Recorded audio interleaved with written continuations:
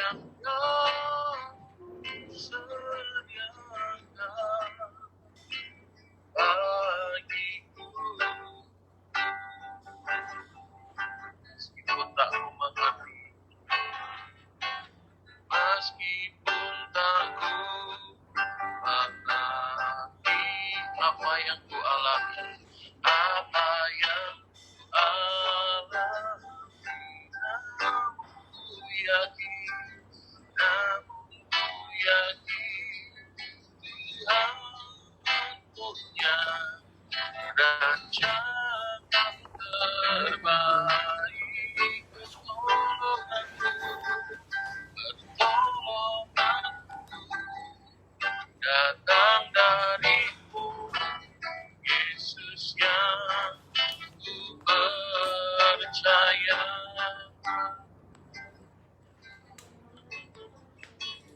yang tak mungkin bagiku. Semua mungkin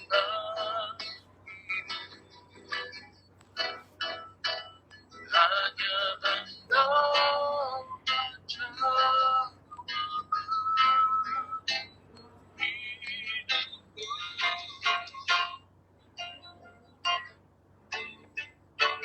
yang tak pernah Oke, Robert Leo, awas yang nggak pernah ikut ibadah sore ya di Kalibobo.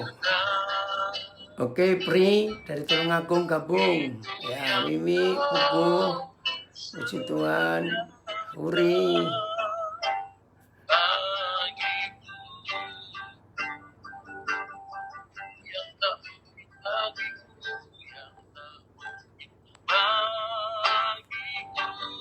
Semua mungkin bagi Tuhan, semua mungkin bagimu. Hanya Engkau menjawab hidupku,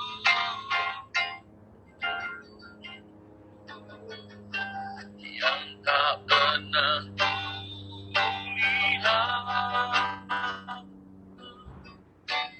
tak pernah kupikirkan, yang Kau sediakan. Oke, Maria dari Palembang, puji Tuhan. Steve, apa kabar kamu? Ya, wah dari Sydney, Simon, puji Tuhan, gabung. Percaya katakan yang tak mungkin, yang tak mungkin bagimu. Semua mungkin bagimu, hanya Engkau menjawab hidupku,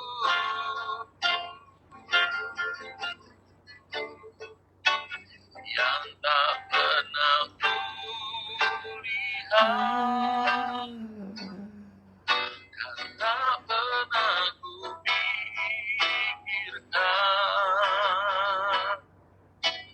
Itu yang Kau sediakan bagiku, itu yang Kau sediakan, itu yang Kau sediakan bagiku, itu yang Kau sediakan, itu yang Kau sediakan bagiku. Tak bisa Kau Tuhan, haleluya. Kami akan syukur,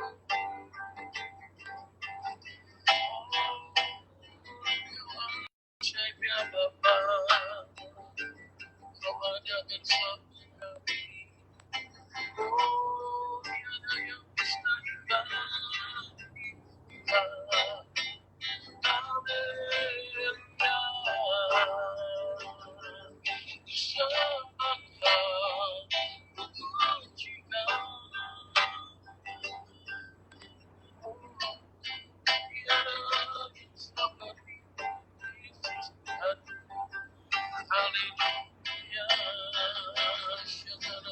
Ini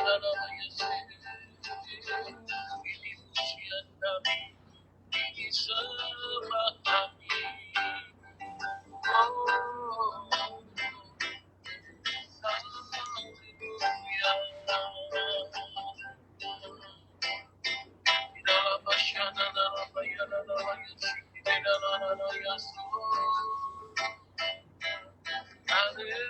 Saat kami Tuhan memiliki Tuhan penyerahan total Tuhan kepada Engkau Tuhan, maka Tuhan Engkau yang pegang kendali atas seluruh kehidupan kami ya Bapa. Terima kasih Tuhan. Kami percaya keajaiban-Mu pagi hari boleh terjadi bagi setiap kami. Dimanapun kami saat ini berada, hadirat-Mu Tuhan, kuasa-Mu Tuhan ada bagi kami. Terima kasih Tuhan Yesus. Ini kami hamba-hamba-Mu ya Bapa. Biar jadi kehendak-Mu di dalam kehidupan kami. Di dalam nama Yesus Tuhan. Haleluya. Haleluya.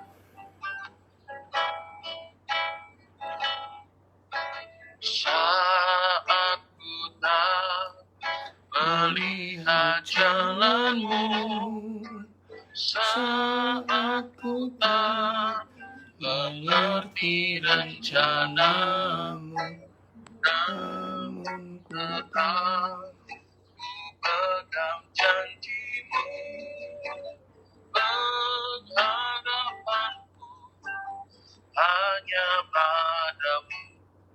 Saat ku tak melihat, saat ku tak melihat jalan-Mu, saat ku tak mengerti rencana-Mu, namun tetap ku pegang janji-Mu, pengharapanku hanya padamu. Hatiku percaya, hatiku percaya, hatiku percaya,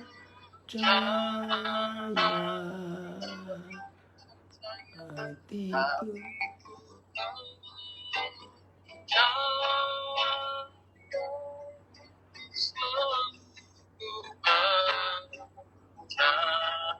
hatiku percaya, hatiku percaya,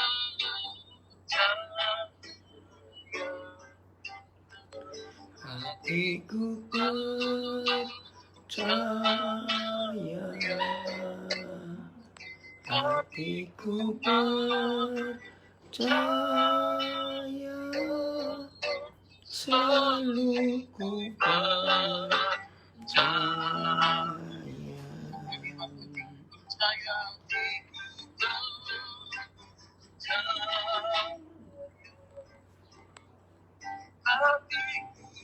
Lord,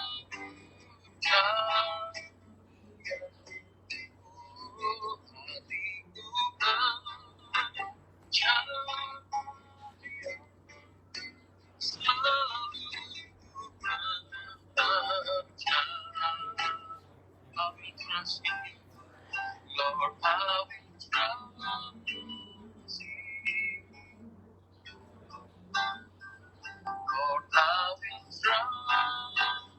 in you. Lord, I will trust in you. My heart will trust in you. My heart will trust in you.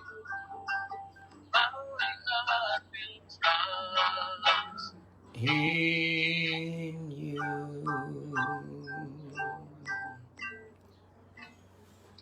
Haleluya. Syukur Bapa, apapun keadaan kami hari-hari, sesulit apapun Tuhan keadaan kami percaya Tuhan, Engkau Allah yang ajaib selalu menyertai kami ya Bapa. Engkau menyediakan Tuhan pertolongan-Mu, Engkau menyediakan segala Tuhan yang diperlukan oleh setiap Tuhan kami hamba-hamba-Mu. Terima kasih Tuhan, pagi hari ini kami percaya firman-Mu yang akan memberkati kami Tuhan. Kau mengurapi setiap kami agar kami boleh menangkap isi hati-Mu ya Tuhan. Dan terlebih lagi juga untuk hamba-Mu yang sudah Kau persiapkan Tuhan, Pak Daniel Alexander, Kau mengurapi nikmat Tuhan dan penyingkapan dari Engkau ya Bapa, sehingga setiap kami Tuhan boleh menangkap apa yang menjadi isi hati-Mu, dan kami semuanya boleh mendapatkan rema dari Engkau. Terima kasih Tuhan Yesus. Kami bersyukur dalam nama Tuhan Yesus Kristus, Tuhan dan Juru Selamat kami. Allah kami hidup, kami bersyukur. Haleluya. Amin. Kami serahkan kembali kepada host. Ya, puji Tuhan. Selamat pagi Koden, Shalom. Shalom, selamat pagi. Kabar Ya, semuanya baik. Puji Tuhan. baiknya. Mana itu pemenang hebatnya mana ini? Pak Jeffrey Siwu sudah gabung belum? Sudah Koden. Sudah. Oh, saya. Oke, ini ada berapa? Ini sudah ready semua Koden? Kenapa? Sudah ready semua apa belum ini? Oh, sebentar. Koden tinggal lihat IG-nya ini. Kok IG-nya belum jalan nih? Instagram Koden. Karena apa ini? Sebentar, tunggu ya. Soalnya mesti tunggu. Ya, Ini sebentar dulu lagi, ini. sebentar Ini lagi, 4 nggak handphone apa-apa. soalnya. Iya, tahu ini. Kenapa ini Instagramnya ini? Oh. Ini yang sudah gabung 18 orang Koden. Oh, puji Tuhan. Ya, selamat ya. Kita semuanya rindu untuk belajar firman Tuhan. Ini dari Facebook, ada dari Tarakan, dari Palembang. Oh, katanya kok tidak kuat ini. Ya udahlah, Instagramnya nggak usah dulu, direkam saja. Baik, oke. Maaf. Ya. Ya, jadi Instagramnya nggak usah. Siap ya semua? Sudah siap belajar? Siap. Siap Silakan ya? Koden. Oke ya, puji Tuhan. Ya. Saudara-saudara, kita bersyukur kepada Tuhan karena Tuhan beri lagi kesempatan kita untuk boleh belajar firman Tuhan. Sungguh, satu anugerah Tuhan yang luar biasa. Kalau dalam hidup kita ini selalu dapat kesempatan untuk kita belajar mengenal Papa kita lebih dalam lagi. Saya nggak tahu kenapa di hati saya Roh Kudus beri untuk belajar tentang otoritas. Ya. Kenapa otoritas itu penting? Oh, sangat penting, saudara. Segala sesuatu, ya dari Lubuk Timur, puji Tuhan. Segala sesuatu yang tidak ada otoritas, pasti terjadi kekacauan. Saya ulangi lagi, segala sesuatu yang tidak ada otoritas, pasti terjadi kekacauan. Betul tidak, saudara? Nah, seringkali kita mendengar kata otoritas, bayangan kita itu sebuah kekuasaan yang kadang-kadang muncul di imajinasi kita. Oh, itu diktator. Oke, memang ada unsur ke situ. Tapi mari kita memikirkan satu hal sederhana sebetulnya. Kenapa saya katakan sederhana? Karena banyak orang tidak pernah memikirkan ini. Saudara, bayangkan. Apa yang terjadi di alam semesta, ya perhatikan apa yang terjadi di alam semesta kalau tidak ada otoritas.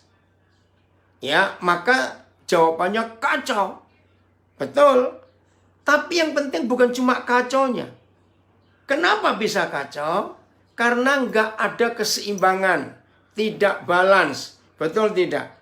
Nah, otoritas itu membuat semuanya itu balance atau seimbang. Nah, inilah hal yang luar biasa yang Papa ajarkan kepada kita. Bahwa hidup ini harus balance, harus seimbang. Oke, kita renungkan hal ini. Kenapa sakit? Ya, betul, bisa karena virus, bisa karena bakteri. Betul. Tapi salah satu penyebab penyakit yang terbesar itu nggak ada keseimbangan di dalam hidup kita, di dalam metabolisme tubuh kita itu nggak ada keseimbangan. Maka itu sakit.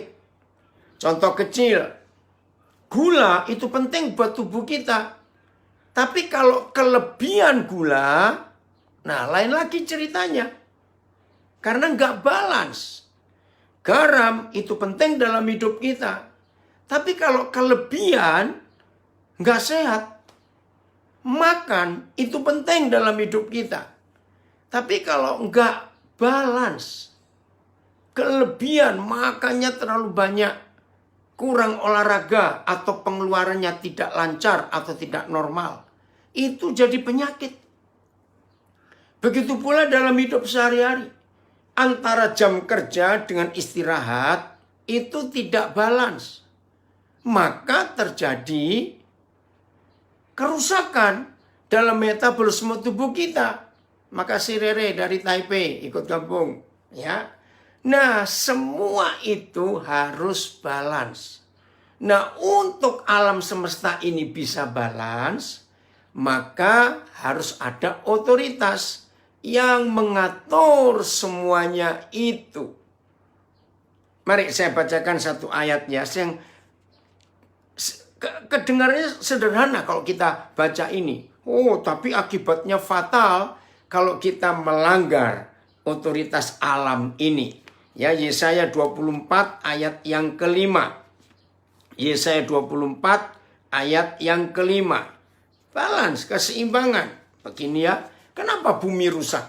Kenapa? Saudara lihat, hampir 2 minggu yang lalu, ada bencana alam besar di Sulawesi, di Luwu Baratnya. Ngeri sekali, air tiba-tiba turun. Nah, karena apa? Ada orang-orang yang merusak alam. Maka itu tiap kali ada banjir, tolong perhatikan yang hanyut. Mengapa kayu-kayu pohon yang tidak dengan akarnya tapi kayu yang terpotong? Berarti ada penebangan di hulu. Maka itu terjadi ketidakseimbangan, terjadi banjir. Dan itu fakta. Nah, kenapa bisa begitu? Lihat Yesaya 24 ayat 5. Bumi cemar. Bumi rusak. Bumi terpolusi. Bumi kacau. Itu kata bumi itu cemar. Karena siapa? Bukan karena Tuhan. Jangan nyalakan Tuhan kalau alam itu sedang marah. Bumi cemar karena penduduknya. Dan penduduk bumi itu bukan binatang, tapi manusia. Itu penduduk bumi. Kita ini, ngapain penduduk bumi? Satu, sebab manusia, saya ulangi, penduduk bumi itu bukan binatang. Karena binatang nggak punya KTP, nggak punya kartu identitas. Manusia yang perlu kartu identitas. Maka itu kita ini penduduk bumi. Satu, karena penduduk bumi melanggar undang-undang. Undang-undang apa yang kita lawan, yang kita langgar? Undang-undang alam. Ketetapan Tuhan. Otoritas alam ini kita rusak. Kedua, mengubah ketetapan. Maka itu cuaca jadi kacau. Yang harusnya musim kemarau jadi musim hujan. Dan sebaliknya. Ketetapan kita ubah. Yang ketiga, manusia, nah ini dia, mengingkari perjanjian abadi. Saudara, ini luar biasa rusaknya alam gara-gara kita tidak hidup di dalam keseimbangan. Karena apa? Rusak. Nah ini dia, karena rusak. Alam ini harusnya seimbang. Pohon-pohon, hutan, sungai, laut sudah diatur semuanya oleh Tuhan. Tapi manusia rakus, manusia merusak. Maka itu tiap kali ada bencana alam, bukan karena Tuhan, tapi karena manusia-manusia rakus itu. Merubah peraturan, mengubah ketetapan, menjungkir balikkan perjanjian abadi. Nah, saudara, sekarang kita lihat. Otoritas itu datangnya jelas dari Tuhan. Karena pemilik otoritas tertinggi adalah Tuhan sendiri. Maka itu kita menyebut dia Tuhan. Ya, ingat saya pernah ngajarkan ini. Arti kata Tuhan itu artinya pemilik tunggal atas hidup ini. Jadi saudara dan saya dimiliki oleh siapa-siapa, Hanya Tuhan yang berhak memiliki kita. Hanya Tuhan, tidak boleh yang lain. Nah, karena Dia itu Tuhan, maka itu Dia pemilik tunggal atas hidup ini. Bahkan Dia juga pemilik tunggal atas alam semesta. Yang kedua, kata Tuhan itu artinya Dia itu penguasa mutlak atas hidup ini. Sudah pemilik tunggal, penguasa mutlak lagi. Wah, itu luar biasa. Mutlak loh. Artinya nggak bisa diganggu gugat. Nah, dalam hal ini kita belajar. Sepengetahuan saudara. Antara alam, binatang, saya satukan ya. Alam dengan binatang itu menyatu. Dengan manusia. Ya, perhatikan pertanyaan ini. Antara alam dan binatang, itu menjadi satu mereka. Dengan manusia, siapa yang berani dan bisa melawan Tuhan? Ngerti nggak pertanyaan saya? Antara binatang dan manusia, binatang dan alam, itu mereka satu kesatuan, itu ciptaan Tuhan juga. Dengan manusia, perbandingannya, perbedaannya. Siapa yang bisa melawan Tuhan? Dan siapa yang berani berkata tidak kepada Tuhan? Ayo jawab. Antara alam dengan binatang dan manusia. Jawabannya jelas. Manusia ini yang bisa melawan Tuhan. Terima kasih Simon, kau jawab. Manusia. Alam dan binatang itu tunduk, taat, mutlak. Binatang dan alam gak bisa melawan Tuhan. Mereka selalu berkata ya, ya, ya. Maka itu alam dan binatang itu gak pernah berontak kepada Tuhan. Manusia yang rajin melawan Tuhan dan kita ini berontak, saudara. Nah, sekarang muncul penjelasan ini. Berarti kalau Tuhan dihormati mutlak oleh alam dan binatang, tapi manusia nggak bisa menghormati Tuhan secara mutlak. Berarti siapa yang lebih mudah diatur oleh Tuhan, pemegang otoritas satu-satunya itu? Jawabannya, yaitu binatang dan alam yang lebih mudah diatur oleh Tuhan. Karena mereka tunduk dan tidak bisa berkata tidak. Lalu manusia bagaimana? Ampun dah. Susah sekali diatur oleh Tuhan. Karena kita punya free will. Punya kehendak bebas. Tolong catat. Nah, tapi kesimpulan yang paling berbahaya dengan konsep firman Tuhan ini, saudara. Lihat ini. Ini mengerikan sekali. Dan yang belum pernah dengar, apa yang saya pernah terima berapa puluh tahun yang lalu, ini mengagetkan banyak orang. Dan saya tahu di beberapa tempat waktu saya mengajarkan ini, ternyata yang menentang, bahkan tidak percaya, bahkan ada yang melawan, mengatakan saya sesat, itu nggak sedikit. Tapi saya nggak mau berdebat, maaf saya nggak mau berdebat. Begini hasilnya, tolong perhatikan. Karena binatang dan alam itu bisa tunduk, bisa hormat, bisa menurut otoritas. Tapi manusia tidak, karena kita bisa melawan. Dan ketika manusia bisa melawan Tuhan, dan ketika manusia bisa berkata tidak kepada Tuhan. Tolong perhatikan kalimat ini. Dan jangan kaget dulu lalu berkata saya sesat sebelum saudara mencerna baik-baik. Apa hasilnya? Hasilnya adalah Tuhan yang maha kuasa. Saya tanya sebelum saya jawab supaya saudara tidak kaget. Tuhan yang maha kuasa itu menjadi tidak berdaya. Perhatikan kalimat ini ya. Tuhan yang maha kuasa jadi tidak maha kuasa, jadi tidak berdaya. Itu ketika menghadapi alam binatang atau ketika menghadapi manusia. Tuhan jadi tidak maha kuasa, Tuhan tidak berdaya. Ngerti nggak pertanyaan ini, saudara? Ini penting sekali. Kepada siapa? Tuhan tidak berdaya. Tuhan tidak bisa memaksakan kehendaknya. Tuhan tidak bisa menyuruh kita untuk tunduk kepada Dia. Jawabannya kepada manusia. Tuhan tidak berdaya. Maka itu ketika Dia berkata, kamu ke kanan Daniel. Tapi kita memilih, aku mau ke kiri. Apakah Tuhan paksa kita? Terus Dia pegang hidup saya, terus Dia lempar saya harus ke kiri? Enggak. Dia sedih. Manusia. Terima kasih semua jawaban yang di Facebook. Kepada manusia Tuhan tidak berdaya.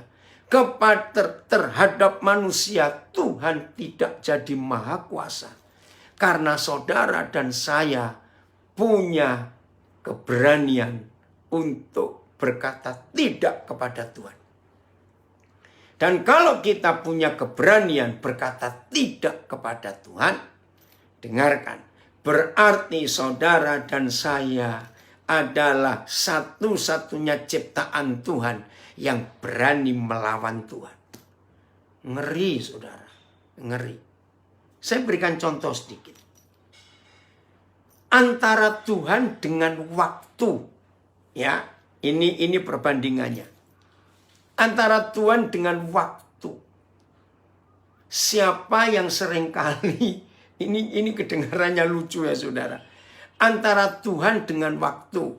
Siapa yang seringkali kita berani marah, berani maki-maki. Ada loh manusia itu memaki-maki kepada yang maha besar, maha tinggi, maha kuasa. Maka itu pertanyaannya. Antara waktu dengan Tuhan. Begini maksud saya. Pasti di antara kita ada yang pernah. Ini ada saudara saya itu. Aduh, malu ini kepada Tuhan kalau begitu. Iya, karena kita ini pemberontak.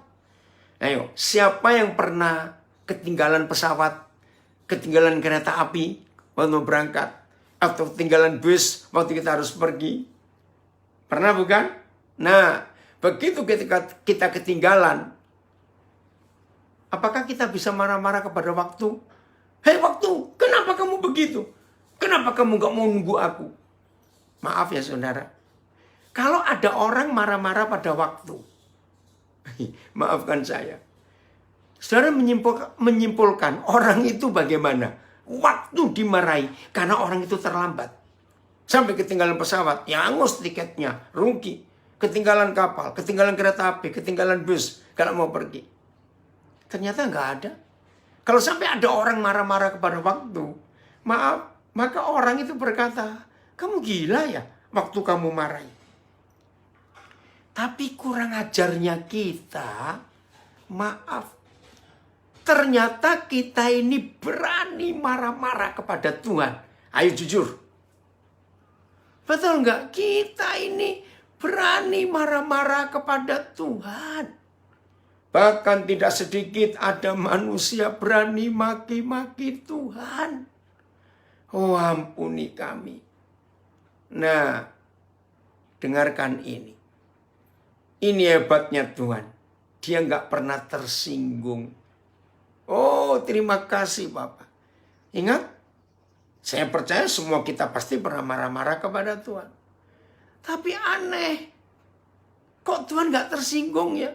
Oh, kalau Tuhan model saya, ada yang berani marah-marah kepada saya, padahal saya ini benar, misalnya. Weh, saya akan buat sesuatu, manusia. Tapi ketika kita marah-marah kepada Tuhan, terima kasih Tuhan, ampuni saya. Seringkali saya kurang ajar kepadamu, ampuni. Karena saya berani melawan Tuhan. Tapi kepada waktu, cuek. Waktu kita maki-maki, waktu kita marahi, cuek.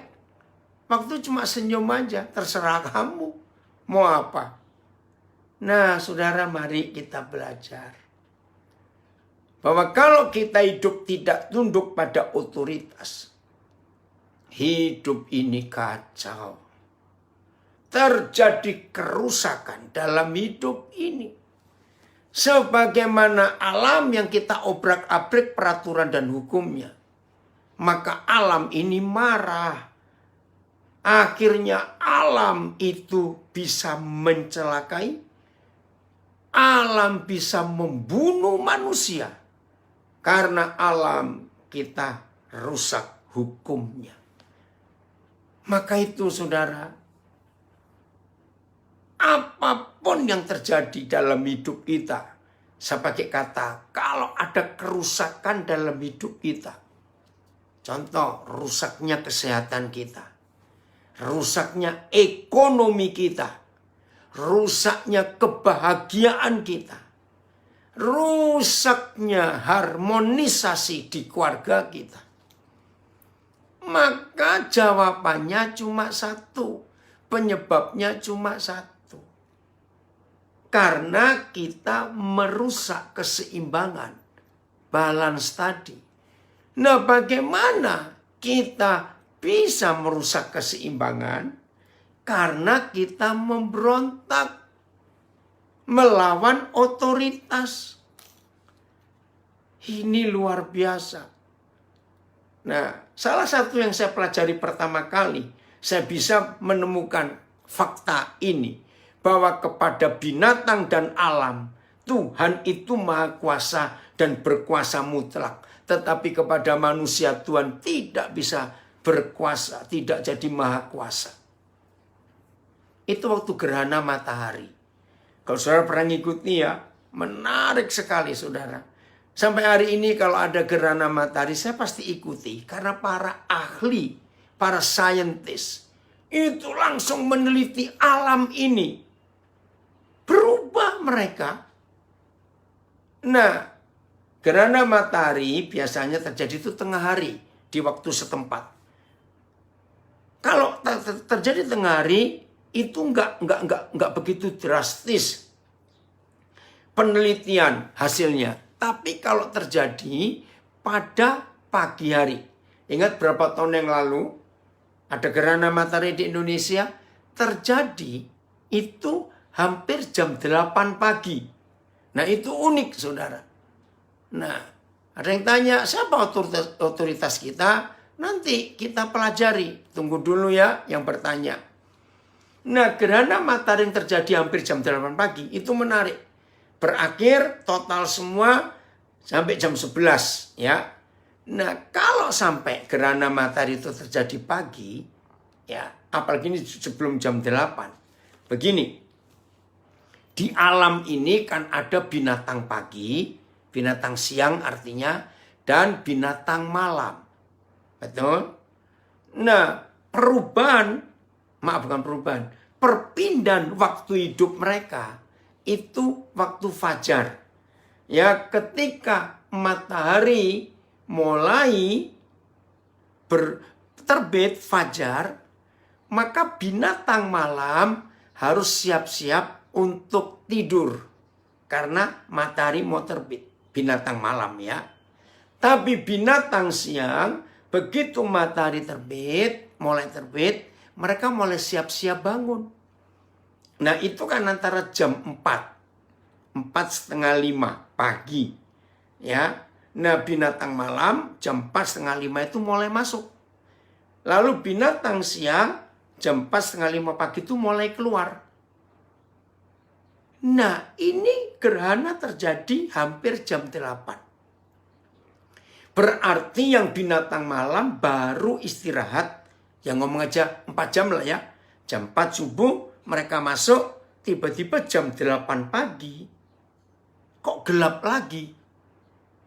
Jadi mereka mulai siap-siap bangun. Karena mataharinya tertutup bulan. Nah, binatang siang yang baru cari makan 4 jam. Loh, kenapa ini sudah gelap lagi? Ngerti nggak?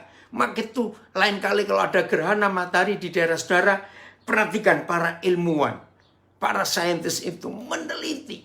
Begitu pula pohon-pohonan yang tergantung sinar matahari untuk fotosintesisnya. Mereka juga bingung. Loh, ini baru 4 jam. Kenapa sudah berhenti?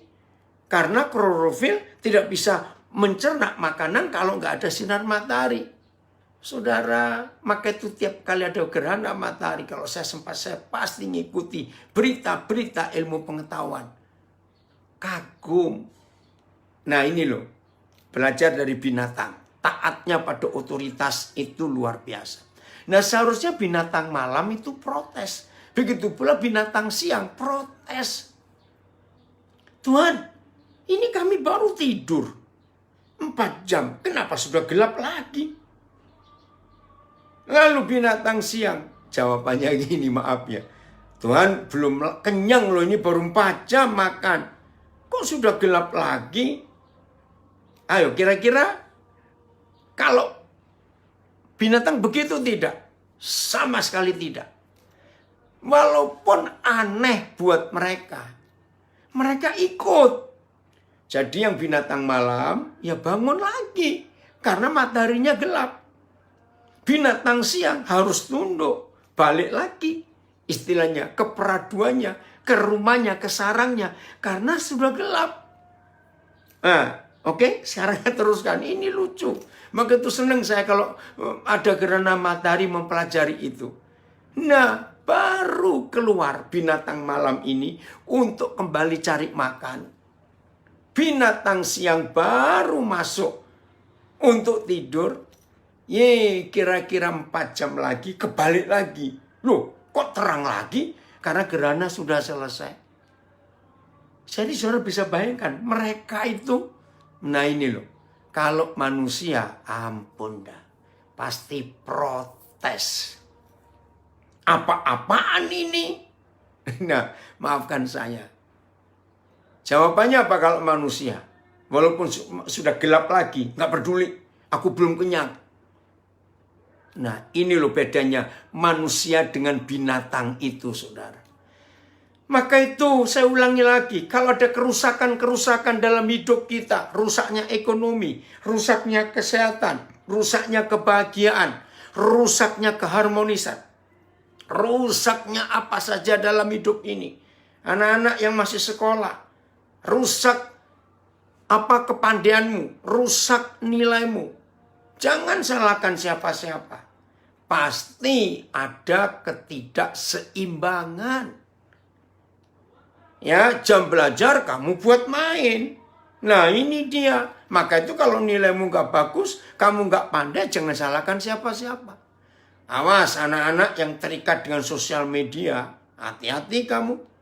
Kalau mau tidur, terus kamu mulai buka sosial mediamu, itu bisa sampai pagi. Walaupun kamu berkata enggak kok, cuma lihat satu aja, lihat satu. Bohong. Pasti nggak akan stop. Karena dari satu yang kamu buka, nyambung yang lain, nyambung yang lain. Nah, begitu pula suami istri. Sudah lama saya melarang suami istri kalau mau tidur, masuk kamar, jangan bawa HP. Itu ada setannya. Karena itu merusak hubungan suami istri. Sudah seharian sibuk. Sibuk ini, sibuk itu, termasuk sibuk lihat sosial media lewat HP. Malam jamnya istirahat, jamnya suami istri saling cerita apa yang terjadi sepanjang hari. Dilanjutkan dengan sosial medianya, dengan HP-nya. Maka itu saya kalau ngajar di mana-mana, saya bilang anak-anak, ya, tolong ya anak-anak, kamu saya dengar bersama papa mamamu, pas saya ngajar ada keluarga-keluarga yang lengkap hadir. Mulai nanti malam, cek HP papa mamamu ada di mana waktu mereka sudah masuk kamar.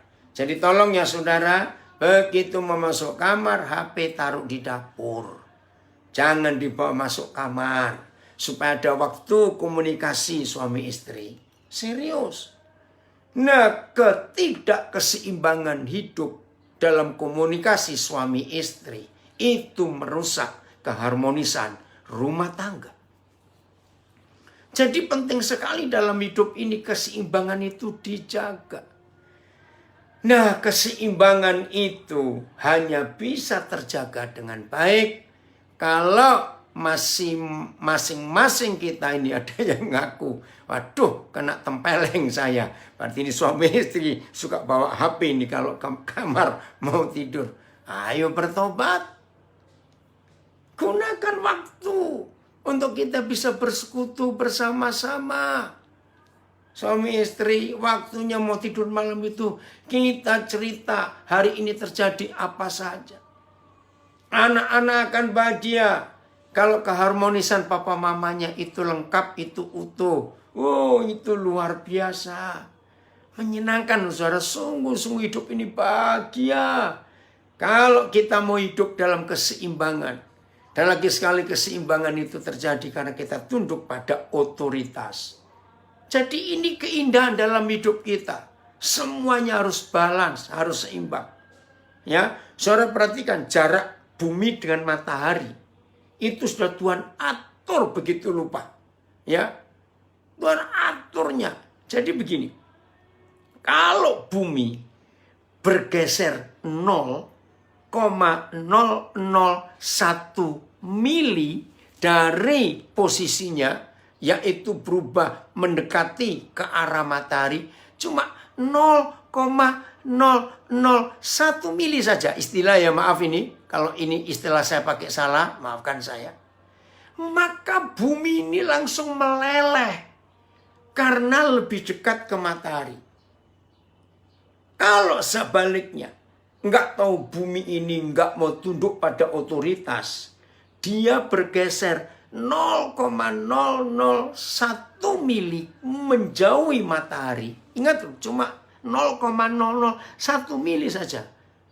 Saya minta maaf kalau ini ukuran salah, ya. Maka bumi langsung beku, saudara.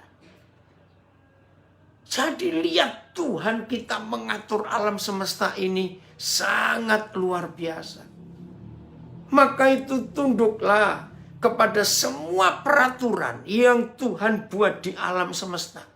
Dan puji Tuhan, semua peraturan surga sudah tertulis di sebuah buku yang namanya Kebenaran. Di dalam kebenaran ini ada perjanjian lama dan perjanjian baru. Hormati otoritas ini. Karena di situ kita akan melihat hebatnya Tuhan bekerja dalam hidup kita. Keren ya saudara. Ini, maaf saya cerita lagi. Beberapa kali saya menceritakan ini. Maaf ya, tapi ini fakta. Kalau saudara melihat fakta, daerah-daerah Kristen. Atau saya balik dulu.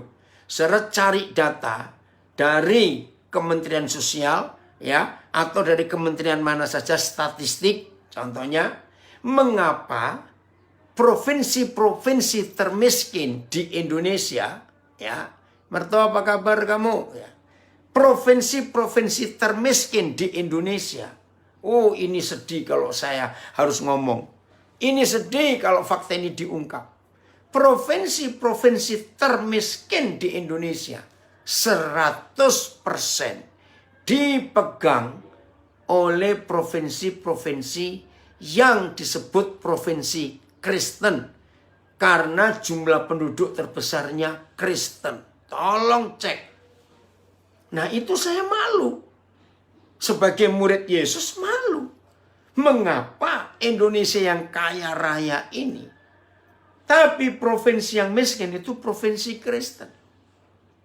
Nah ironisnya, perhatikan. Sumber daya alam yang terkaya di Indonesia ini, tolong perhatikan, sumber daya alam yang kaya di Indonesia ini justru adanya di provinsi Kristen. Nah kan kebalik, sumber daya alamnya melimpah, tapi kenapa orangnya miskin? Saudara contoh Maluku, ya termasuk Maluku Utara zaman dulu. Maluku itu sudah dikenal ribuan tahun, bukan ratusan tahun. Pusatnya rempah-rempah dunia. Negara kedua yang menjadi pusat rempah-rempah dunia itu India. Tapi India tidak pernah bisa mengalahkan Maluku dalam sejarah bangsa-bangsa.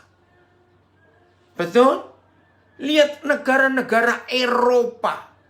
Sampai mereka bisa jadi negara-negara kaya.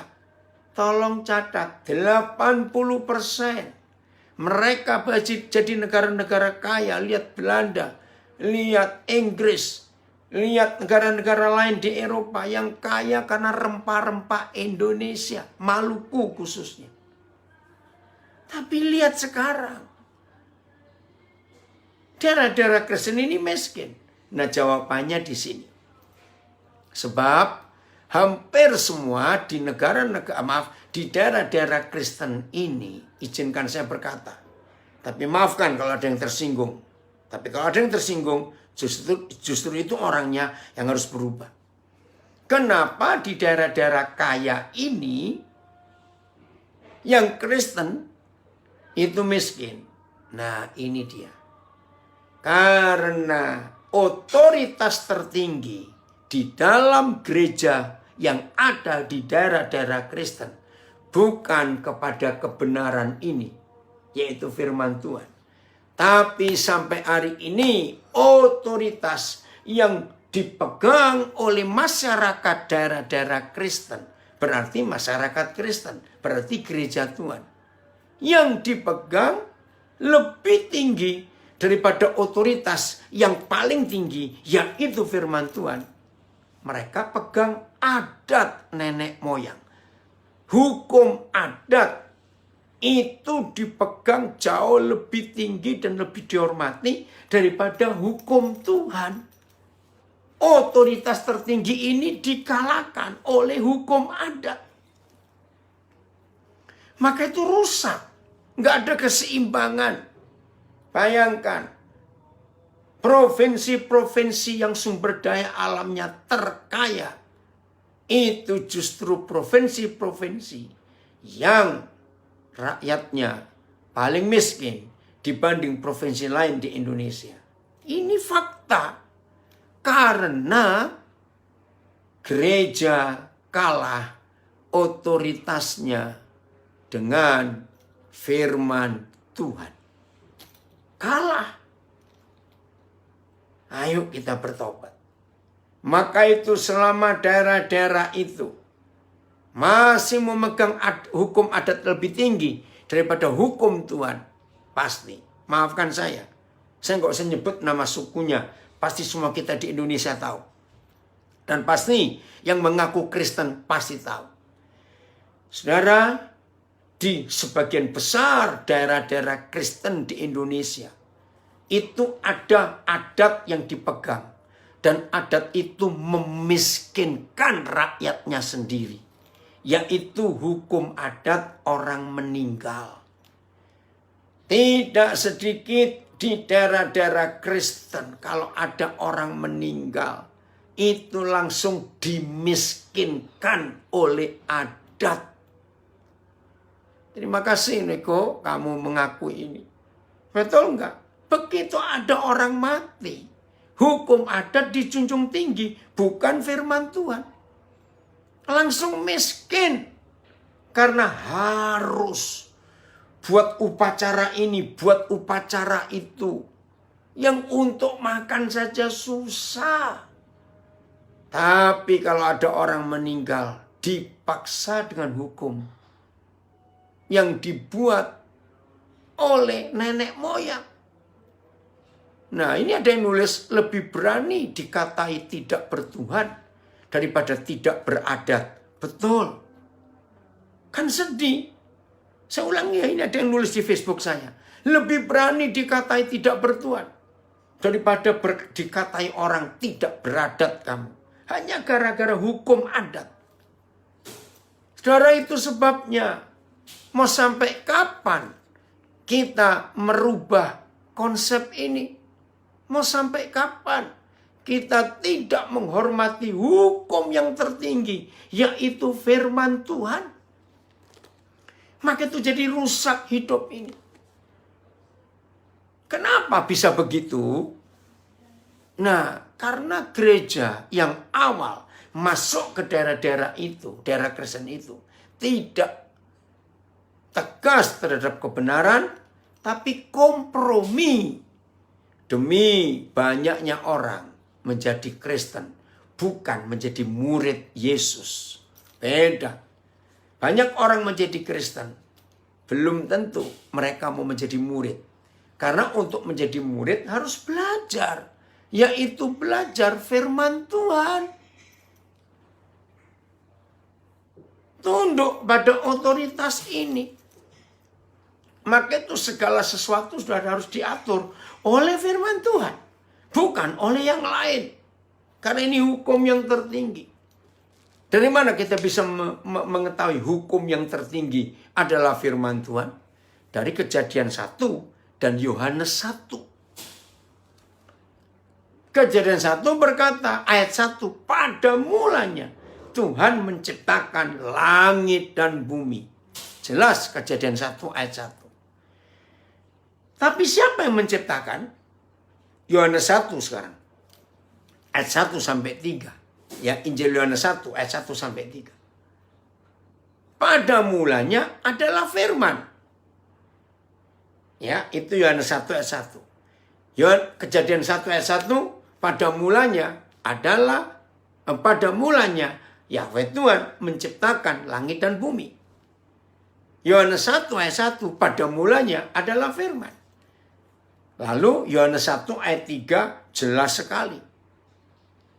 Segala sesuatu, Yohanes 1 ayat 3, segala sesuatu, ya. Pak Samuel Sung dari Pekanbaru, puji Tuhan bergabung, apa kabar ini? Nah, Yohanes 1 ayat 3 berkata, segala sesuatu diciptakan oleh Dia. Puji Tuhan, Cimeling dari Brisbane, ya, senang bisa bergabung. Segala sesuatu diciptakan oleh Dia, yaitu firman. Dan tanpa firman gak ada segala sesuatu yang bisa jadi dari yang telah dijadikan. Maka alam semesta yang begitu hebat, dunia dengan segala isinya yang jutaan hal, itu hanya bisa diciptakan oleh firman. Firman ini otoritas tertinggi. Oh, sungguh-sungguh tentu ajaib, tentu luar biasa, saudara. Maka itu ketika hidup kita tidak menghormati firman, ada yang lain yang kita tinggikan daripada firman ini, maka hidup itu pasti kacau. Pasti. Renungkan jaminan ini dalam hidup kita. Maka itu hormati firman, saudara. Hormati firman. Ingat, sebelum Tuhan Yesus disalibkan, dikuburkan, dibangkitkan, dan naik ke surga. Kenapa saya harus mulai dari itu? Karena sebelum Yesus Tuhan kita ditangkap, diadili, siksa, salib, mati, dikuburkan, bangkit, dan naik ke surga, sebelum itu semuanya, maka Tuhan kita, Yesus, nggak bisa disebut Tuhan. Dia menerima otoritas tertinggi dari Bapa di surga, waktu dia sudah dibangkitkan, lalu naik ke surga. Tapi ada peristiwa yang luar biasa. Jauh sebelum peristiwa kenaikan ke surga terjadi, ada seorang perwira. Saudara baca nanti Lukas 10 ayat 1 sampai 7. Lukas 7 ayat 1 sampai 10. Luar biasa, ada seorang perwira, jenderal di Kapernaum. Dan tolong catat, dia bukan orang Yahudi. Penjajah, orang Roma. Tapi dalam hidupnya, dia tunduk kepada otoritas ketuhanan Yesus. Nah itu kan aneh. Yesus belum jadi Tuhan. Tapi perwira ini sudah menempatkan Tuhan Yesus dalam posisi Tuhan. Dalam hal apa kita belajar dari iman perwira itu? Perhatikan kalimat ini. Ketika Tuhan Yesus sudah dekat rumahnya. Karena diminta oleh tua-tua Yahudi lewat suruhan dia. Tahu-tahu perwira ini mengutus teman-temannya, tentara-tentara Romawi. Ketika Yesus mau sampai rumahnya. Guru, Tuhan. Dia manggil Tuhan, saudara. Baca baik-baik Lukas 7. Orang lain belum memanggil Yesus itu Tuhan. Tapi perwira ini sudah memanggil dia Tuhan. Jangan datang ke rumahku. Aku merasa tidak layak. Loh, tadi dipanggil. cukup katakan sepatah kata saja. Tolong catat hal ini, saudara. Cukup katakan sepatah kata saja. Kiranya indah dengan Jeffrey nulisnya. Mereka ngafalin saya kalau saya ngomong, tolong catat ini. Bukan ayatnya yang dicatat, tapi penjelasan. Tolong catat. Perwira ini tidak menghargai Yesus dalam hal yang lain. Perwira Kapernaum ini menghargai Tuhan Yesus cuma di satu hal. Cukup katakan sepatah kata saja. Maka budakku yang sakit hampir mati ini sembuh. Cukup katakan sepatah kata saja. Ingat tadi Kejadian 1 ayat 1 dan Yohanes 1:1-3. Yang saya katakan, otoritas itu di dalam firman. Yang bisa menjadikan segala sesuatu. Nah, perwira ini yang dahsyat. Dia sudah bisa menghormati firman. Yang adalah otoritas tertinggi. Saudara, dahsyat sekali. Begini. Aku ini komandan, aku punya otoritas.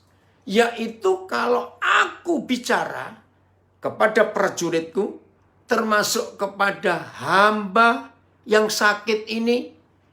Terima kasih mertua anak saya dari Bali menambahkan ayat ini. Saya akan baca ya. Amsal 13 ayat 13-14. Siapa meremehkan firman, ia akan menanggung akibatnya. Tetapi siapa taat kepada perintah akan menerima balasan. Ajaran orang bijak adalah sumber kehidupan. Sehingga orang terhindar dari jerat-jerat maut. Ini anak saya di Denpasar. Amsal 13-14 ayatnya. Terima kasih. Siapa yang meremehkan firman, ia akan menanggung akibatnya. Tapi siapa taat kepada perintah akan menerima balasan. Oh, luar biasa. Jadi otoritas tertinggi itu pada firman. Lalu perwira ini ngomong, aku pimpinan, aku jenderal di daerah Kapernaum. Tapi di atasku masih ada otoritas, yaitu kaisarku yang di Roma. Maka perintah apa saja yang diberikan kepadaku harus. Maka itu saudara, sedikit ini nyimpang. Karena sampai hari ini masih banyak perdebatan.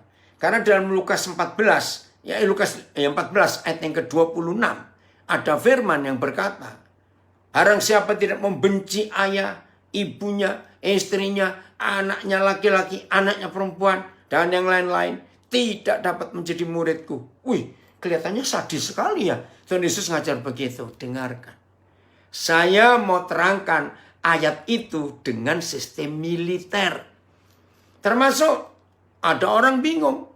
Ketika ada orang mau ngikut Yesus, tapi dia minta izin, aku mau menguburkan dulu, bapakku baru meninggal. Yesus menolak. Ya udah, kalau kamu menguburkan orang mati, aku kuburkan. Nah, dua ayat ini jawabannya ketemu di perwira Kapernaum ini. Ya, ini dia yang kita harus perhatikan baik-baik. Saudara, dalam hidup ini hanya sistem militer sebagai sistem yang tidak bisa diganggu-gugat. Jadi begini, kalau komandan memberi perintah anak buah atau prajurit, dengar ya, pas hari itu adalah hari penguburan ayah prajurit. Bisa nggak prajurit berkata? Karena dalam semua hukum militer di dunia, begitu komandan memerintah, jawaban prajurit cuma satu kata, siap. Siap, itu harus. Maka itu kalau saudara dengar sistem militer, selalu kata siap. Begitu komandan ngomong apa-apa, siap itu duluan. Siap, laksanakan, siap. Nah, ketika komandan memerintah, ternyata hari itu hari penguburan ayahnya. Bisa nggak prajurit berkata, siap komandan, tapi izinkan aku menguburkan bapakku dulu. Nggak bisa. Puji Tuhan, anak saya dari Gorontalo ikut juga. Rahim, apa kabar kamu? Jadi perintah komandan harus dilaksanakan. Maka itu kata benci saudara, benci anak, benci ini, benci itu artinya bukan benci, nggak suka, tapi lebih taat kepada komandan. Begitu pula yang mati biar nguburkan orang mati. Kalau prajurit diperintah harus pergi, nggak bisa melawan. Nah, saudara, maka seorang komandan punya otoritas karena perkataannya dihormati oleh prajuritnya. Maka itu akhirnya Tuhan Yesus memuji iman perwira ini di Lukas 1 ayat 9. Lalu dia berpaling kepada orang banyak. Dia berkata, iman sebesar ini belum pernah aku jumpai sekalipun di antara orang Israel. Itu luar biasa, saudara. Maka itu ayo hari ini saudara dan saya betul-betul menghormati otoritas firman. Nah, bagian terakhir. Lalu otoritas itu turun dari siapa? Dulu saya berpikir otoritas itu dari Tuhan langsung ke pemerintah, ke negara. Entah presiden, entah perdana menteri, tergantung atau raja, negara itu memakai sistem apa politiknya. Tapi ini yang kita harus pelajari. Ternyata salah. Tidak mungkin Tuhan langsung memberi otoritas dari dia, sumber otoritas itu kepada negara. Tidak. Saya mau bacakan fakta ini. 1 Korintus 11 ayat yang ketiga. Lihat ya. 1 Korintus 11 ayat yang ketiga. Tetapi aku mau. Jelas sekali. Paulus ingin. Tetapi aku mau. Ya, apa yang dia mau? Supaya kamu mengetahui hal ini. Yaitu kepala, yaitu kepala dari tiap-tiap suami. Saya langsung ganti kata suami. Ya, kepala dari tiap-tiap suami, yaitu Kristus. Kepala dari istri ialah suami. Dan kepala dari Kristus ialah Tuhan. Pemegang otoritas tertinggi. Nah, sekarang saya akan turunkan. Ya, artinya mengurut dengan berurutan. Karena di ayat 3 ini urutannya enggak kebenaran ini, saudara. Ya, urutannya adalah, perhatikan baik-baik. Harus dari bawah. Ya, Tuhan, ayat 3 kalimat terakhir, kepala dari Kristus ialah Tuhan. Betul. Terus naik. Nah, di bawah Kristus ada suami. Di bawah suami ada istri. Jadi urutannya begini ya. Nomor 1, Papa di surga. Nomor 1. Oke. Lalu turun kepada Tuhan Yesus. Dari Tuhan Yesus kepada suami. Jadi menurut firman ini, pemegang otoritas di dunia itu suami. Ini luar biasa. Maka itu ketika setan tahu firman ini, tolong perhatikan kalimat ini. Indah, catat lagi ya. Catat. Pemegang otoritas tertinggi di dunia itu suami. Nah, karena iblis sangat teliti baca Alkitab, lebih teliti daripada kita, maka itu lihat fakta. Mengapa dalam hidup sehari-hari yang lebih banyak dirusak itu suami daripada istri? Betul tidak? Suami lebih banyak dirusak. Karena iblis tahu, kalau suami-suami dirusak, berarti di keluarga itu nggak ada otoritas. Berarti nggak ada keseimbangan dalam keluarga itu. Kalau dalam keluarga nggak ada otoritas, anak-anak akan jadi pemberontak. Maka itu lihat fakta. 99% para pelaku kriminalitas atau kejahatan adalah anak-anak yang nggak punya papa. Anak yatim bahasa Arabnya. Anak-anak yang nggak punya papa itu yang rusak, saudara. Karena nggak ada otoritas dalam hidupnya. Maka itu suami-suami, ayo kita sadar, jagai. Nah, siapa yang bisa menjaga otoritas ini? Yaitu istri. Harus tunduk kepada suami. Bukan perempuan tunduk pada laki-laki. Tidak. Nah, begini. Dalam negara ada presiden, ada kepala negara. Kepala negara tunduk pada konstitusi. Betul. Tapi kalau menteri-menterinya tidak menghormati dan tunduk pada kepala negaranya, maka kacau juga negara itu. Nah, begitu pula istri yang tidak tunduk kepada suami, maka kacau walaupun suaminya itu tunduk kepada Tuhan. Itu sebabnya kenapa ada peraturan ini dalam Alkitab. Bukan berarti perempuan dijajah laki-laki, tidak. Perhatikan konsepnya. Hai istri, tunduklah pada suami. Nah, saya cari di Alkitab. Setiap orang yang diberi otoritas, itu harus ada pelantikan untuk menerima mandat atau otoritas. Nah, setiap orang yang diberi otoritas dan terima mandat, harus ada pelantikan. Dan di setiap pelantikan harus ada saksi. Lengkap aturan ini dan semua ada di Alkitab. Kapan seorang laki-laki dilantik menjadi pemegang otoritas untuk jadi suami? Kejadian 1:28. Dan Yahweh Tuhan memberkati mereka. Siapa mereka? Suami istri. Adam dan Hawa. Nah, kata memberkati di ayat itu, kalau saudara cari berapa terjemahan yang lain, artinya pelantikan. Nah, begitu suami istri dilantik, saudara harus ada saksi.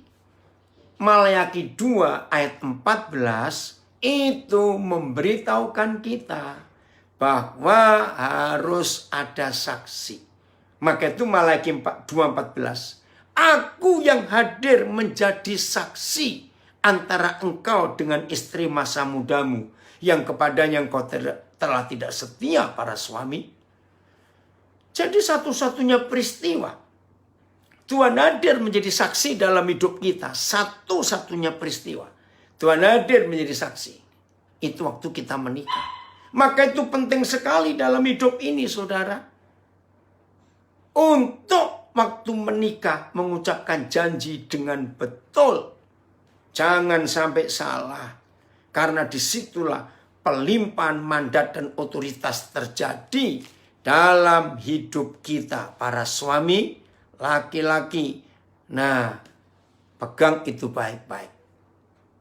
Ayat terakhir, 1 Timotius 2 ayat 8. Nah, ini suami pemegang otoritas di keluarga. 1 Timotius 2 ayat yang ke-8.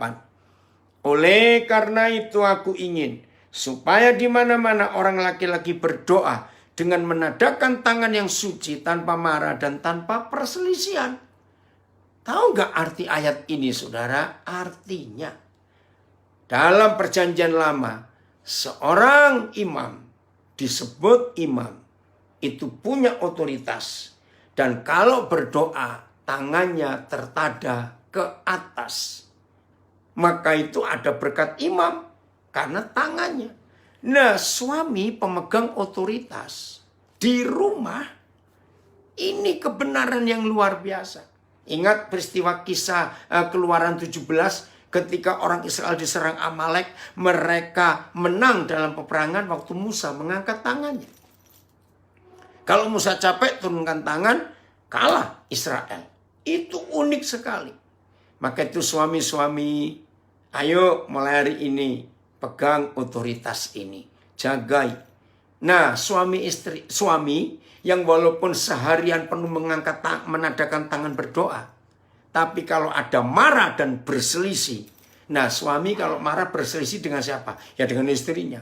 Maka itu kembali lagi para istri, tolonglah kami para suami jagai supaya nggak ada kemarahan di antara kita, nggak ada perselisihan di antara kita. Matius 18 ayat 19 yang sepakat, 2 orang di bumi yang sepakat, Matius 18 ayat 19.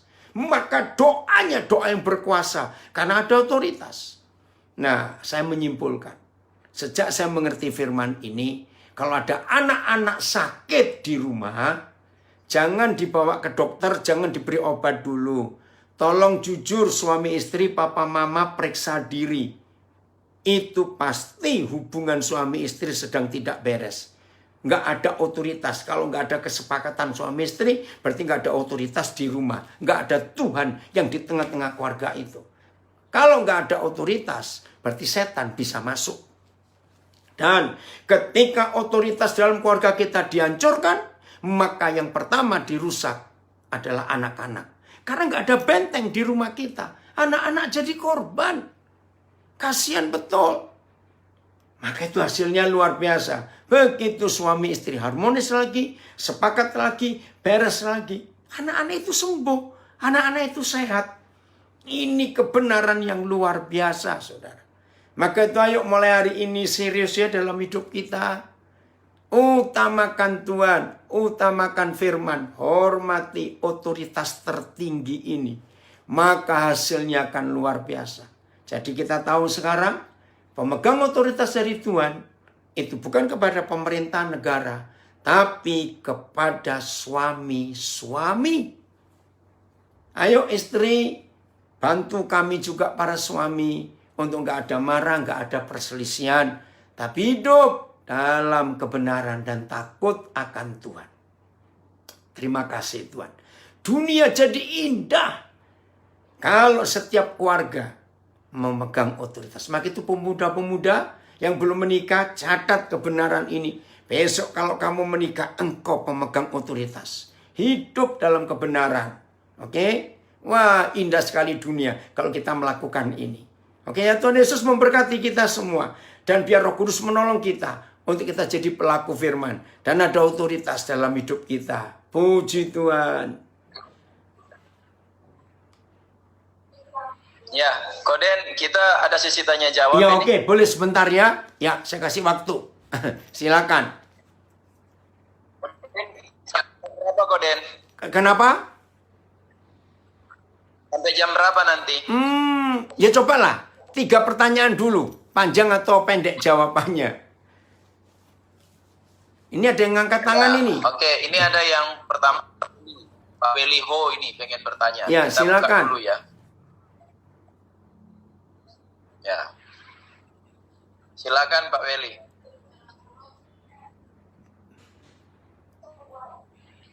Pak Weli.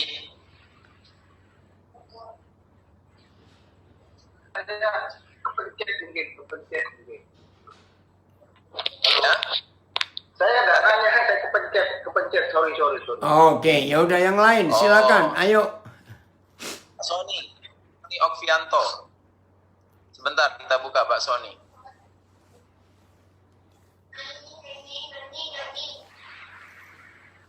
Ya, silakan. Bisa enggak? Oke, ya terima kasih Pak Daniel. Saya sedikit share dan juga bertanya. Saya awal dengan share sedikit. Tadi tentang otoritas sangat berkesan karena sekitar 20 tahun yang lalu atau bahkan mungkin lebih ketika saya masih kuliah, ayah saya pernah ngajak saya bicara. Ayah saya memang waktu itu Nasrani, sempat belajar Alkitab, tapi sempat hilang-hilang dari gereja, nggak aktif ke gereja gitu. Saya dipanggil, dia bilang, Son, kamu dari keempat anaknya papa ini, yang papa lihat hanya kamu yang lebih dekat sama Tuhan. Papa juga nggak deket-deket banget sama Tuhan. Jadi kalau ibaratnya keluarga ini ibaratkan sebagai bahtera rumah tangga, maka sekarang kendali papa kasih ke kamu, begitu. Karena kamu yang lebih dekat sama Tuhan. Jadi logikanya kalau kamu berdoa lebih gampang didengar sama Tuhan, begitu. Nah, sejak saat itu saya merasakan beban yang sangat berat. Karena saya seakan-akan harus menjaga keluarga, begitu. Terlebih di masa-masa itu ada beberapa kakak dan koko dan cece kami itu yang berselisih, sehingga mengakibatkan orang tua itu tertekan banget gitu. Dan itu beban itu sangat amat berat, sehingga bahkan ketika saya keluar rumah pun saya harus berpikir, kira-kira di rumah aman nggak ya, ada pertengkaran lagi nggak ya, seperti itu. Dan pertengkaran bahkan saya melibatkan RT, kadang kita manggil polisi dan sebagainya gitu. sampai satu saat saya sampai pada suatu titik, saya nggak bisa terus-menerus seperti ini. Karena saya bukan Tuhan, bisa menanggung beban seberat ini. Akhirnya yang saya lakukan adalah saya berdoa sama Tuhan. Tuhan, aku nggak mau merebut otoritas papa. Walaupun papa seperti itu, dia adalah papaku. Gitu. Akhirnya saya berdoa sama Tuhan. Tuhan, saya berdoa supaya Tuhan berikan otoritas pada papa saya. Gitu. Bagaimanapun dia adalah orang tua, bagaimanapun dia adalah papa, maka dia yang berotoritas atas keluarga. Dan sejak saat itu saya merasa plong. Karena saya merasa tidak bertanggung jawab terhadap keluarga. Karena memang saya sebagai anak posisinya, bukan orang tua. Kan harusnya orang tua yang bertanggung jawab pada keluarga. Gitu. Dan sejak itu saya merasa plong, dan saya merasa bisa menikmati hidup saya. Jadi yang bisa saya pelajari adalah bahwa kita nggak usah sok-sok aja di Tuhan, karena kita bukan Tuhan. Gitu.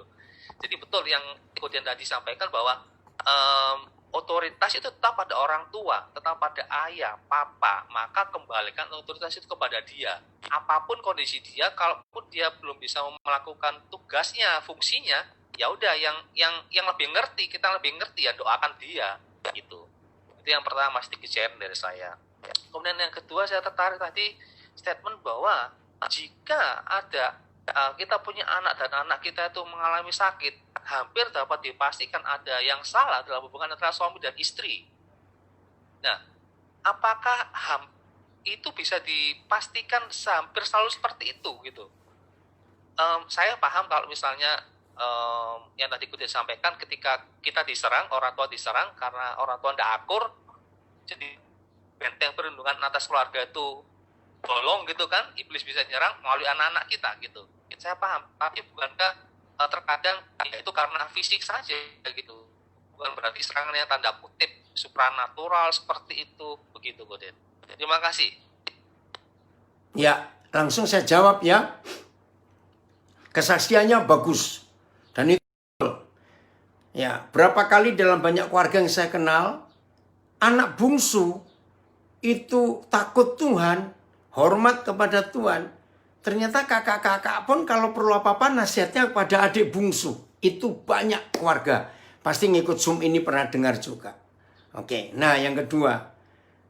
Sony, anak-anak yang masih kecil, yang belum bisa bertanggung jawab atas dirinya sendiri, itu masih di tangan orang 100%. Tapi anak-anak yang sudah belasan tahun, nah dia harus bertanggung jawab atas dirinya sendiri, taat kepada Tuhan atau tidak. Jadi mungkin tadi kurang jelas saya ngomong, saya minta maaf. Jadi kalau anak-anak masih kecil di bawah 10 tahun masih dalam kuasa orang tua, di situ iblis kalau mau menyerang mereka pasti diserang pemegang otoritasnya dulu.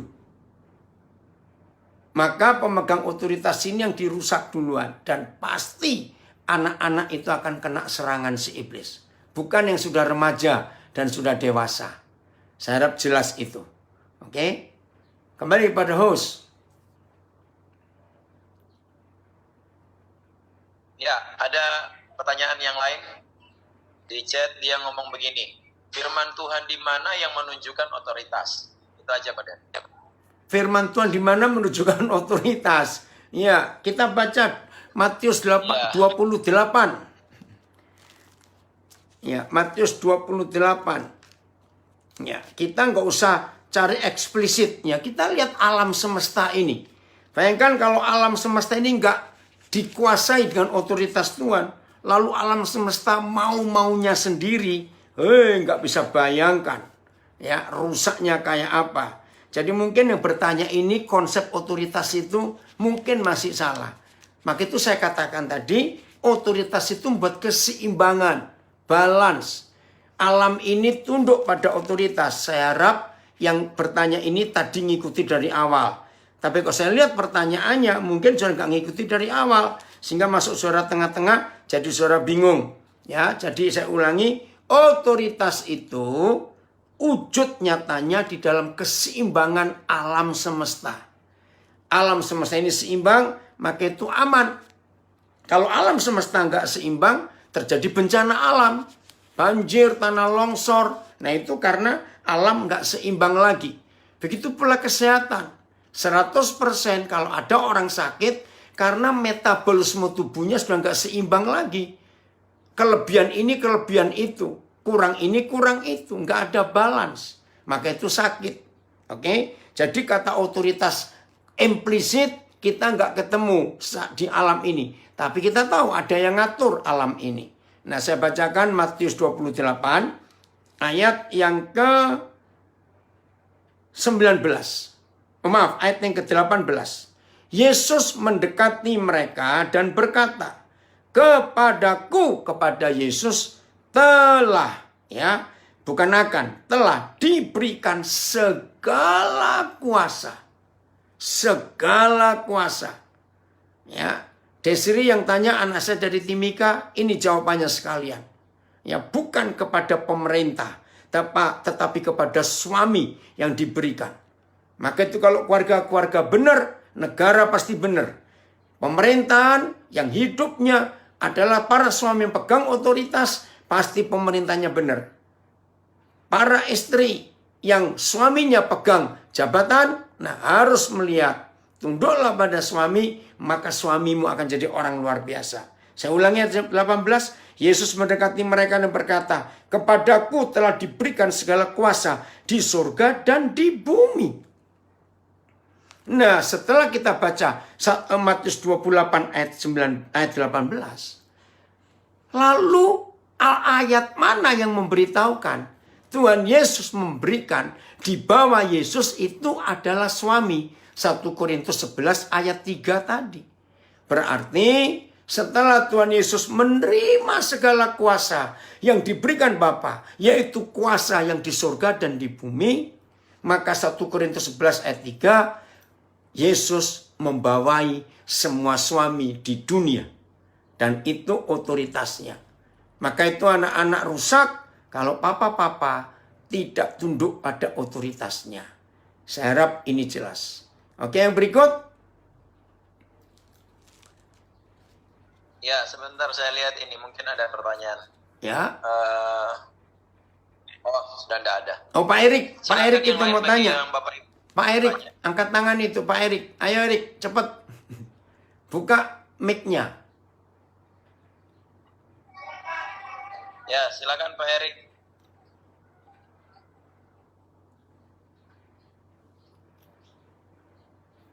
Ya, ayo Erik. Shalom Koden. Yuk, shalom. Sorry baru gabung tadi sempat di Facebook lihatnya.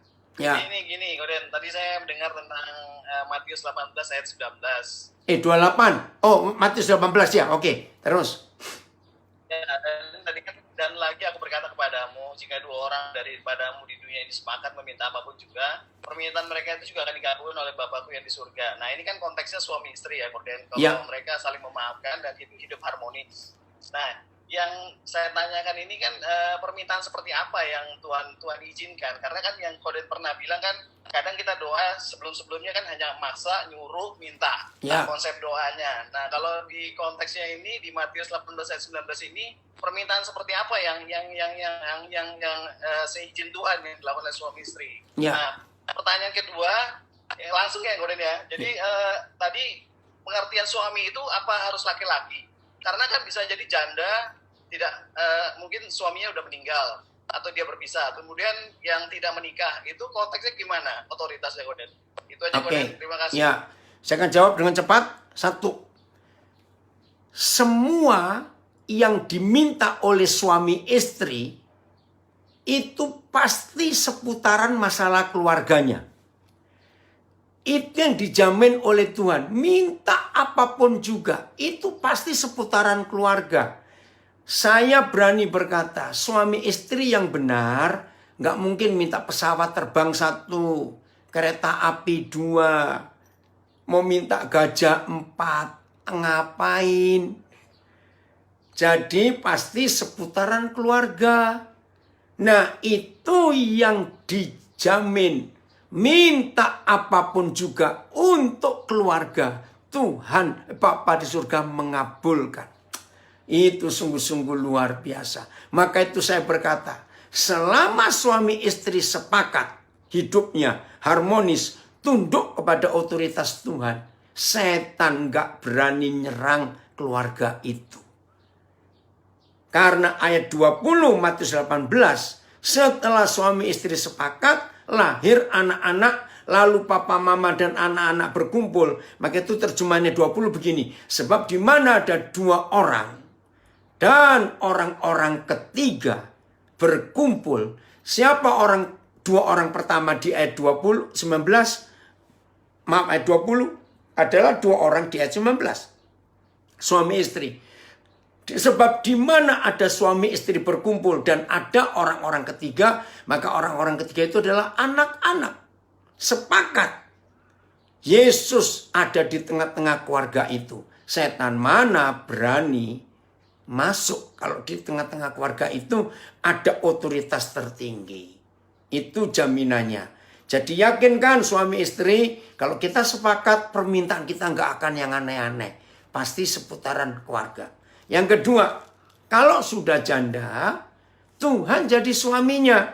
Saya baca Mazmur 68. Ini untuk para janda, ya. Mazmur 68 ayat yang ke-6. Papa bagi anak yatim dan pelindung bagi para janda. Tahu kata lain pelindung? Yang menaungi, yang menudungi otoritasnya para janda dan bapaknya anak-anak yatim, anak-anak nggak punya papa itu siapa? Itulah Tuhan di kediamannya yang kudus. Jadi para janda nggak usah khawatir, Tuhan jadi suamimu, ibu-ibu. Anak-anak yang nggak punya papa di surga, yang menjadi otoritas dalam hidupmu. Nah, bagi yang belum menikah, otoritasnya takut kepada Tuhan. Setelah menikah, kalau dia perempuan jadi istri, tunduk kepada suaminya. Laki-laki setelah menikah, dia pemegang otoritas jadi suami. Itu urutannya, Erik. Jelas ya? Jelas, Beren. Oke, ada lagi satu orang? Ya. Kalau belum ada lagi? di Facebook saya ada yang bertanya, Koden, kalau suami belum sungguh-sungguh di dalam Tuhan, walaupun dia sudah terima Tuhan Yesus dan dibaptis, apa otoritas masih berlaku untuk suami saya? Karena suami kurang ada relationship dengan papa. Nah, sekarang komunitasnya di gereja yang harus menyadarkan suami untuk punya tanggung jawab dan otoritas. Maka itu saudara, saya sering menekankan komunitas. Kebaktian minggu itu bukan komunitas. Karena komunitas itu harus kompak, sehati. Nah, sampai orang itu berani menceritakan kelemahan dan dosanya. Yakobus 5 ayat 16. Hendaklah kamu saling mengaku dosamu dan saling menyembuhkan supaya kamu benar. Dan doa orang yang benar bila dengan yakin didoakan besar kuasanya. Dan itu dampak dari komunitas. Oke, host, ada lagi? Ya, mungkin tidak ada. Tapi kalau mau ada waktu, saya coba tanya, Koden. Ya, ini yang terakhir ya. Habis ini saya harus keluar ini. Ada lagi yang saya harus sampaikan. Mengajar. Hari ini saya 5 kali ngajar, saudara. Sampai malam nanti. Oke, ini baru yang kedua ini. Ya, oke, silakan Pak Benny. Ya, kan tadi disampaikan di Yesaya pasal 24 ayat 5 itu yang merusak otoritas itu, yang melanggar undang-undang itu kan manusia. Ya. Tapi kalau kita lihat di Kejadian pasal 1 ayat 2, Tuhan menjadikan segala sesuatunya itu baik. Nah, tapi kemudian ketika Sebentar. jatuh dalam Kejadian 1 ayat 2. ke bumi. Sebentar. Salah, Ben. Kejadian berapa? 1 ya. Bukan ayat 2 loh. Yang bumi belum berbentuk dan kosong itu. Iya, itu ayat 2. Tapi kok tadi Benny bilang menjadikan segala sesuatu baik. Oh, bukan itu. Oh. Kan Tuhan kan menjadikan segala sesuatu itu yang ciptaannya dia kan, ciptaan Tuhan itu kan selalu baik ya. Iya. Kalau kita lihat di ayat 3 dan seterusnya Oke. kan. Nah, Koden potong dulu ya. Cuma di ayat 2 itu kan Enggak, ini bagus. Kalau saudara membaca, setiap Tuhan selesai menciptakan sesuatu, selalu diakhiri dengan apa yang Tuhan buat itu baik. Nah itu binatang, pohon-pohonan, dan alam. Mereka itu pasti baik karena mereka menurut. Tapi sampai manusia, nah ini masalahnya. Oke lanjut Ben.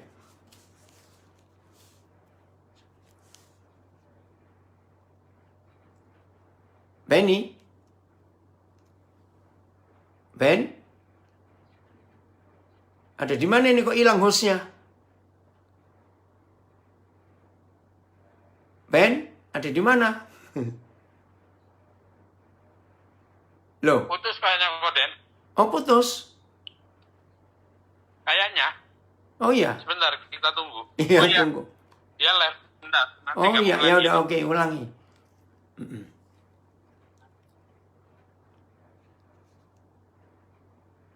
Ya kita tunggu ya, sabar dulu.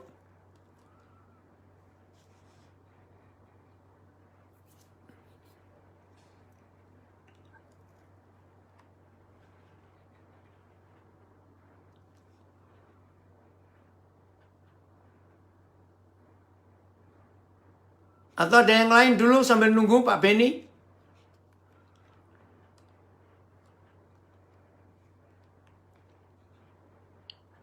Ya, saya Koden mau tanya ya. Ya silakan. Dengan David ini. Oke. Ya, mau tanya ini. Kalau menyingkapi tentang tadi Koden bilang istri-istri itu tidak boleh membuat suami marah. Itu ya. Ya. Nah, bagaimana kalau misalnya ada keluarga itu yang istrinya suka membuat suaminya marah itu. Kadang-kadang dengan sikap yang nggak baik atau dengan perkataan yang kasar kayak gitu ya. Istrinya berbuat perkataannya itu yang kasar, nggak bijaksana, mancing emosi gitu. Akhirnya suaminya selalu terpancing emosi dan sekali lagi kan akhirnya itu nggak berkenan di hadapan Tuhan. Betul, Gitu. betul. Nah, caranya suami untuk mengingatkan tuh gimana ya? Sudah diingatkan dengan mungkin kayak dengan kata-kata atau apa, tapi tetap seperti itu gitu loh. Mungkin apakah mungkin ada latar belakang yang harus dibenarkan, dipulihkan gitu, Koden? Ya. Nah, serahkan kepada komunitasnya. Jadi, para suami punya komunitas, para istri punya komunitas. Nah, terus tolong carikan suami siapa yang disegani oleh istri saudara. Ya, cari orang yang disegani. Ya, pasti ada dalam hidup ini. Nah, saudara sebagai suami nanti, ini bukan untuk David ya, ini umum sebabnya. Beritahu kepada orang yang disegani istri kita, supaya memberi nasihat. Sampai dicari akar permasalahannya. Seperti yang David baru katakan, mungkin ada peristiwa masa lalu yang masih membekas di hidupnya. Sehingga dia sulit tunduk kepada suami. Sehingga dia cari gara-gara terus pada suami. Nah biasanya yang saya tahu, suami yang pernah dilukai oleh istri, oleh suami. Istri yang pernah dilukai oleh suami. Atau istri yang terluka oleh perkataan perbuatan suami. Biasanya istri seperti itu sulit tunduk kepada suaminya. Karena dia belum mengampuni suaminya. Dan ini perlu ada pelayanan khusus, pelayanan pribadi. Sehingga istri harus mengampuni suaminya. Maka itu para istri yang mendengar ikut Zoom ini. Ayo mulai hari ini masing-masing kita belajar mengampuni siapapun yang bersalah. Termasuk suami. Nah para suami terus tunjukkan perubahan-perubahan yang dinantikan, yang diharapkan oleh istri kita. Maka kalau itu terjadi, setan gak ada di keluarga kita. Jadi istri-istri, maaf ya saya kalau ngomong ini, jangan jadi setan di keluarga. Nanti anak-anak yang menderita. Betul ya? Ampuni suami. Ya, sebagaimana Tuhan juga mengampuni kita, karena kita pun termasuk istri pernah bersalah di hadapan Tuhan. Jelas ya, Fit? Oke, Pak Benny sudah kembali ini. Jelas. Iya, masih boleh bertanya tak, Koden? Iya, ya karena kepotong tadi. Lanjutnya yang terakhir ya. Ya. Ya, tadi tiba-tiba mati lampu soalnya Koden. Jadi Oh, oke, putus. ya. Oh, berarti gak cuma Papua juga yang sering mati lampu, tempatmu juga. Saya di hutan Koden, jadi mati lampu sering kalau di hutan gini. Ya. Oke, Ben. Eh, Kan Tuhan menjadikan segala sesuatu baik, tapi kemudian ketika iblis jatuh dalam dosa, Malaikat. akhirnya bumi belum berbentuk, kosong, Ya. kacau balau. Nah gitu, artinya iblis merusak keseimbangan. Kalau dilihat tadi di Yesaya pasal 24 itu kan manusia yang merusak keseimbangan. Nah maksud saya apakah memang itu murni dari manusia, ataukah memang ada intervensi manusia, intervensi si jahat, si iblis, yang juga bisa berpotensi besar merusak keseimbangan alam. Nah itu Koden. Oh ya pasti. Sekarang nggak usah bilang keseimbangan alam. Perjinahan, perjudian, pembunuhan, perampokan, pembuat narkoba, ekstasi. Itu pengaruh siapa? Kalau bukan pengaruh setan. Jadi ketika setan merusak bumi yang diciptakan Tuhan di pasal 1 Kejadian ayat 2. Setan itu nggak pernah kerja sendiri. Setan selalu cari sarana. Dan sarananya adalah kita. Manusia itu. Nah, untungnya setan nggak pernah pakai binatang. Setan pakai manusia untuk merusak keseimbangan ini. Maka itu binatang itu hebat. Jadi manusia harus belajar dari binatang. Karena binatang itu, catat ya saudara, binatang adalah makhluk yang paling pintar menjaga ekosistem. Betul atau tidak? Binatang itu luar biasa untuk menjaga keseimbangan alam. Karena mereka tunduk pada aturan Tuhan. Kitanya yang nggak tunduk. Jelas Ben? Jadi memang setan cari orang untuk dipakai jadi alatnya. Jadi sekarang pilihan Ya, kita. tapi kalau di Ya, kenapa? Kalau di ayat 2 itu kan belum ada manusianya, Koden. Jadi memang Ya, tapi setelah itu kan ada iblis manusia. di- Iya, setelah itu kan ada manusia. Ya, Nah ya sudah, jadi manusia itu dipakai. Tuhan nggak mungkin salah. Cuma konsep kita aja seringkali bingung sendiri. Jadi walaupun di ayat 2 Kejadian 1 belum ada orang, tapi setan sudah rusak. Nah setelah ada manusia, ya kita dipilih mereka. Maka itu waktu di Taman Eden yang dicari manusia itu Hawa. Nah itu sampai hari ini masih berlaku. ya, Oke? Jelas ya? oke. Ya udah, sampai ketemu. Oke, Saya terima harus kasih. keluar ini, ya. Ya, Tuhan terima kasih, memberkati Pak. kita semuanya. Senang sekali bisa belajar bersama-sama ini. Oke? Ya. Ya. Kita mau doa dulu, Koden. Ya, boleh. Siapa yang suruh berdoa, Ben? Silakan. Ya, saya minta kesediaan Pak Erik Darmawan untuk berdoa. Bisa ya, Pak Erik ya? Harus bisa. Ya, kita buka dulu audionya sebentar. Ya, Udah jadi kita buka begini. itu, Pak Erik. Ya, silakan. Terima kasih Tuhan buat hari ini kami sudah mendapatkan hal yang baru tentang pengetahuan dari firman-Mu. Biar itu juga menjadi berkat dalam kehidupan kami sehari-hari. Beri kami kekuatan ya Tuhan untuk kami terus mengingat akan kebenaran firman-Mu dan berikan kami juga kemampuan untuk menjalankannya ya Tuhan. Ya. Terima kasih buat Terima rekan-rekan kasih. yang juga hadir pada hari ini. Biar Tuhan memberkati mereka semua dengan kasih karunia-Mu. Terpujilah nama-Mu ya Bapa, yang kami sembah dalam nama Bapa, Putra dan Roh Kudus, yaitu Yesus Kristus Juru Selamat kami yang hidup. Haleluya. Amin. Amin. Puji Tuhan. Doanya dahsyat, Pak Erik. Sampai ketemu semuanya yang di Facebook juga.